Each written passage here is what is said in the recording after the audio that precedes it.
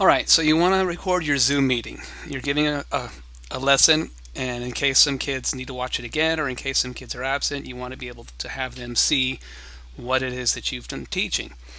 So this is one way that Zoom has come up with to allow you to give a little bit of privacy for your students.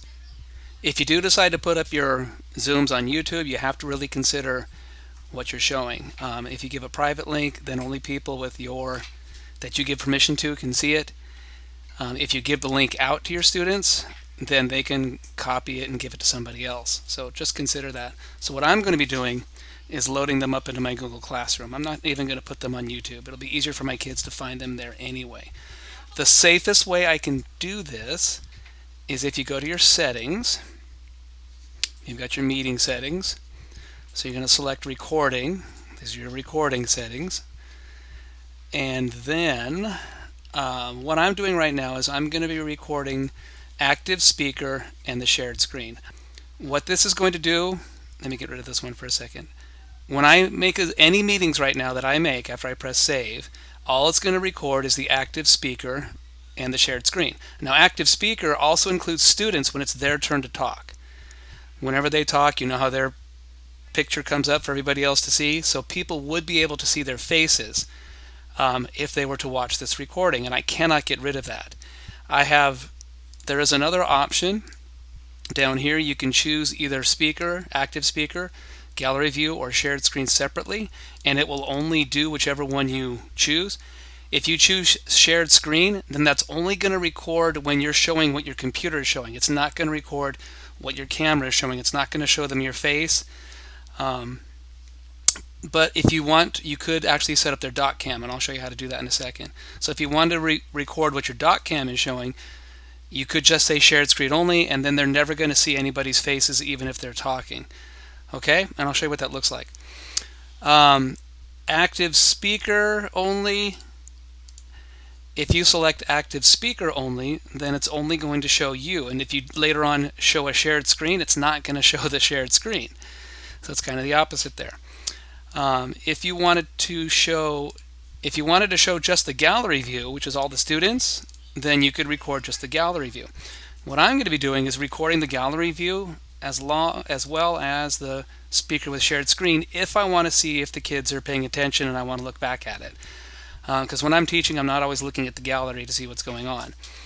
But if you record that, then you'll see at least 25 of the kids, what they're doing during that time. So let me show you an example of this. Oh, and by the way, before I go on to that, to protect students' identity, you don't want to select display participants' names. If I select that, then by their face when they're talking, you'll see their names. If I leave it unselected, all you'll see is their face. All right? So I have some test meetings here. Once you have made a meeting recording, you then go to recordings and you can see what they look like. So this one is one file. I'll open that one for you.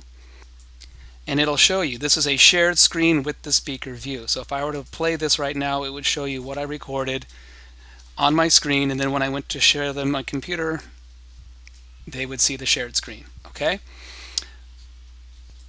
And then here's a recording with the shared screen and speaker view and the gallery view separate. Let me show you. If I select shared screen and speaker view, it's going to show you.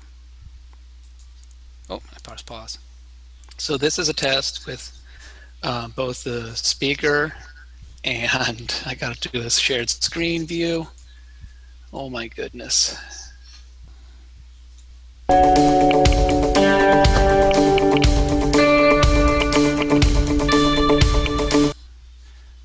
And then here's the same thing that I just showed you, but only the gallery view. So this is a test with both the speaker and I got to do a shared screen view. The image here on the right is a different Chromebook that I had on my lap. I logged in as a student of my class to see what it looked like. Notice how you're not seeing what I've shared now. You would only be seeing yourself and any other students that are on there. And I haven't played with it enough to see if it's going to show you 25 students. I can't mimic that. And then whether you can select right or left to see all the others, I really don't know what it's going to show. I'm guessing that it will, but I'm not sure. All right. If you're not sure of how to record, let me show you that. All right, so you're ready to run your Zoom meeting that you've prepared. You're going to press start. And your Zoom meeting is now running. If you want to record, in my district, it's defaulted so that it's not recording when you start. You have to actually tell it to start recording, and that button's right down here. So I'm going to press record, and then I'm going to select record to the cloud, because I like it to be saved on Zoom server, not on my computer. All right, it gives you more options.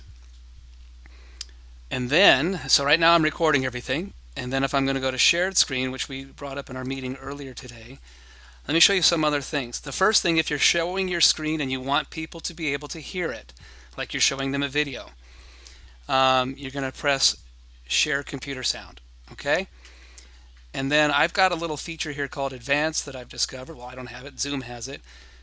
Here's where I told you earlier, if you want to record your shared screen through, if you want to record your dot cam through your shared screen, there it is. It'll show that. And then if you only want to share the sound that you have in the background, you could do that. But I like this one. It shares a portion of the screen which you can actually change. So see this little square here? I can drag it around. And every time I drag it around, it pauses my screen saving, which is kind of weird. I can make it bigger or smaller. But the reason I have it here is because let's say I want to show the kids a video. So I've got to go down to a different app, and I want to open up, I've got YouTube selected, and I can now make this screen, you probably saw that earlier in the shared screen. You notice how it had only this, and then it had my face up here. You can't see any of this stuff. So once you play, the kids will hear it, and they'll be able to see the picture, and they can't see anything outside the green box. So it's just a kind of a cool little feature. So here is the meeting that I just showed you during this example. It's still processing. It only takes a couple minutes. You'll get an email when it's done. Right now, they're all going to be deleted after 30 days. You can actually delete them yourself if you want to get rid of them permanently right away, or if you want to disable the auto delete. Let's say you want to save a meeting forever or for more than 30 days, you could do that for each particular meeting. See, now that's disabled, but I'm going to be deleting this one in just a second. But let me show you then how you can share this on your Google Classroom. Click share here, and then if you click on here, it'll give you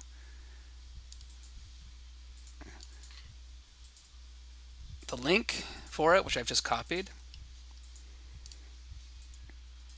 And then if I go to my Google Classroom, I'm on the edit page already. And the assignment that I want, I'm going to add a link, which I'm going to now paste, add the link, and then if I say save, my students can now watch the recording.